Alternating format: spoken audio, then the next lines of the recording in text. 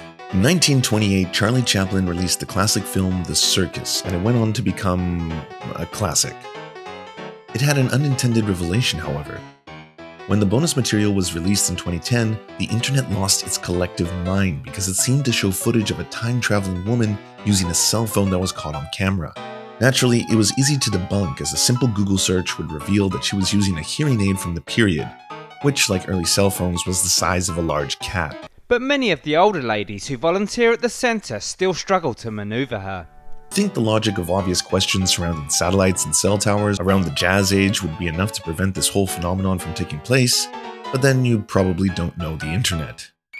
My personal favorites are when people see pictures from historical paintings and realize that celebrities are actually time travelers, whether this be John Krasinski or the Prime Minister of Canada. People have been retroactively assigning predictions to historical figures throughout history. Did you know that Nostradamus predicted 9/11?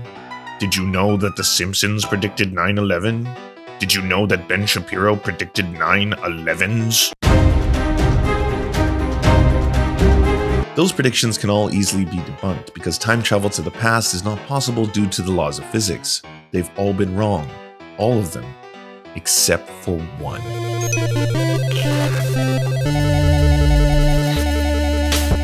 There are no exceptions. Time travel isn't real. Magic isn't real, you idiot! Read a book. Magic isn't real, you idiot! Read a book. But there is a fascinating TV series from the 50s where real life has imitated art.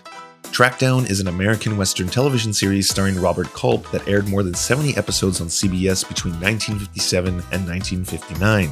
The series is unique for carrying the endorsement of both the state of Texas and the Texas Rangers, something no other television series has procured.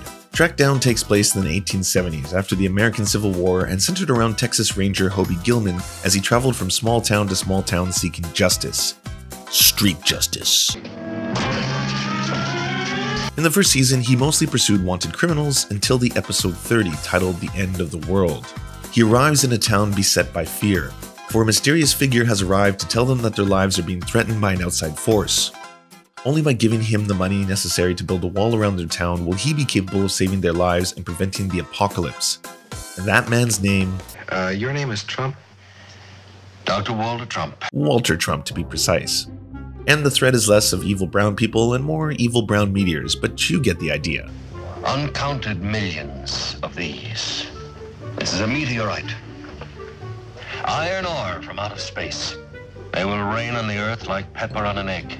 We can see why this episode has gone viral recently and is blowing so many minds.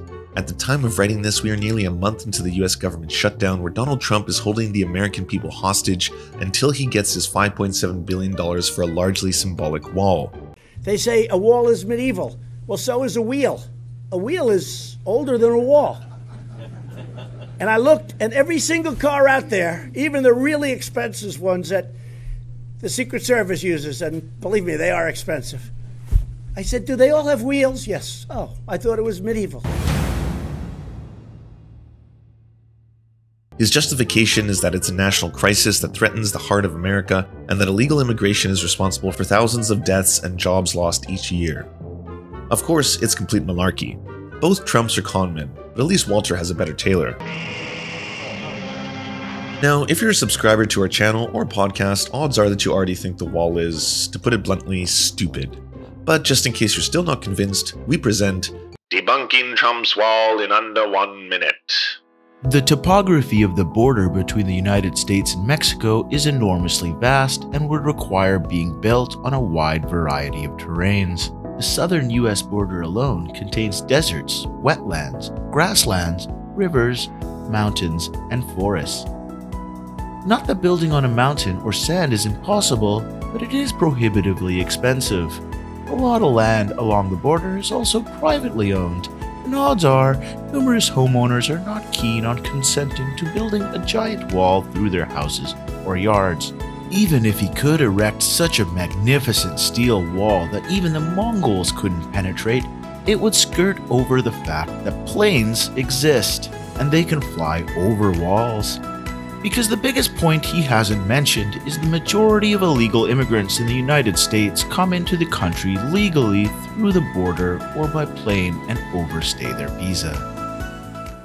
The wheel is older than the wall, you know that? Not to mention, if you want to get a project built using government funds, you should be proposing a bill just like everybody else, not shutting down the government and holding it hostage to your crazy demands. So, traveling back in time, what does Trackdown teach us about the future? Be careful, son. I can sue you. In the episode, Trump successfully stokes everyone's fears in town to the point where they're ready to hand over their hard-earned money to pay for his wall. He scares enough of them that they actually rob a bank to help pay for it. It is pretty harrowing how much of it reflects our current climate where fear is effectively weaponized to sway public opinion. They're bringing drugs, they're bringing crime, they're rapists, and some, I assume, are good people. They are being released by the tens of thousands into our communities with no regard for the impact on public safety or resources. I am going to create a new special deportation task force focused on identifying and quickly removing the most dangerous criminal illegal immigrants in America who have evaded justice. America's heart broke the day after Christmas when a young police officer in California was savagely murdered in cold blood by an illegal alien. Nothing is going to happen.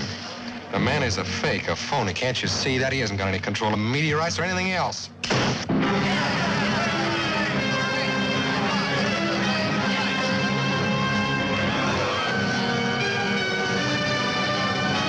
Despite getting the town to buy into his scam, Trump doesn't get away with his crimes. The episode ends with the words a lot of people have been frothing at the mouth to hear. You're under arrest, Trump. So, time travel to the past doesn't really exist. Yet. And 3, 2, 1. And predictions based on profits are coincidental at best. But it's downright fun whenever something like this pops up. The most striking difference between the old TV episode and the real world is undoubtedly the soundtrack.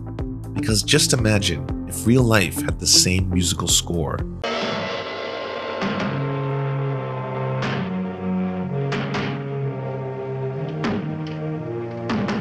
Here, friends.